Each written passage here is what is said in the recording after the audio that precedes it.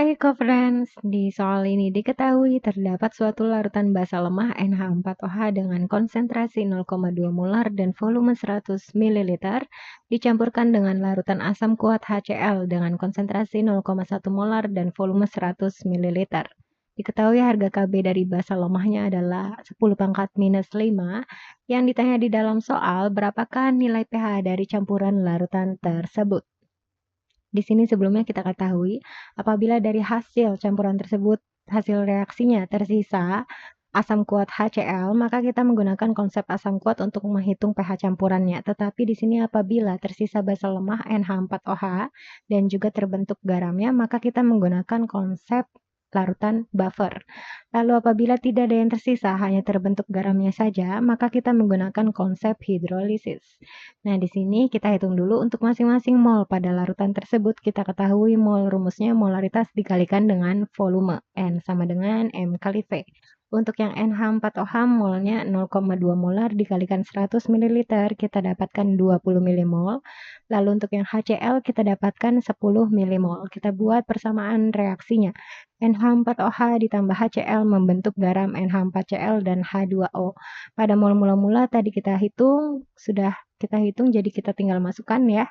Untuk mol yang bereaksi di sini, kita tinggal mencari manakah mol yang habis bereaksi duluan, mol yang sebagai reaksi pembatas dengan cara mol per koefisien dicari yang paling terkecil. Karena di sini pada persamaan reaksi semua koefisiennya sama-sama 1, sehingga kita tinggal mencari manakah mol yang terkecil yang habis bereaksi duluan, yaitu HCl sebesar 10 mmol.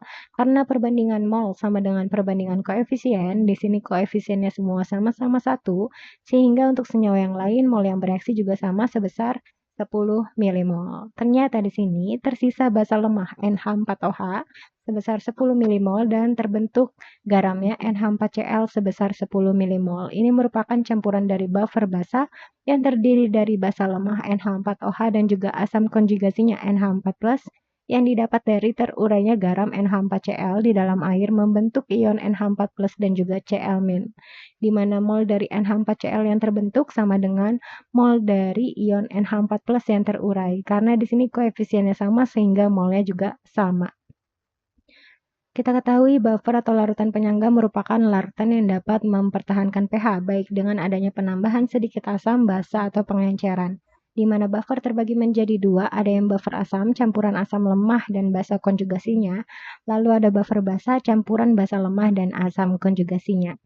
Nah, di sini kita ketahui untuk konsentrasi ion OH- pada buffer basa dapat dihitung dengan cara Kb dikalikan mol basa lemah per mol asam konjugasinya.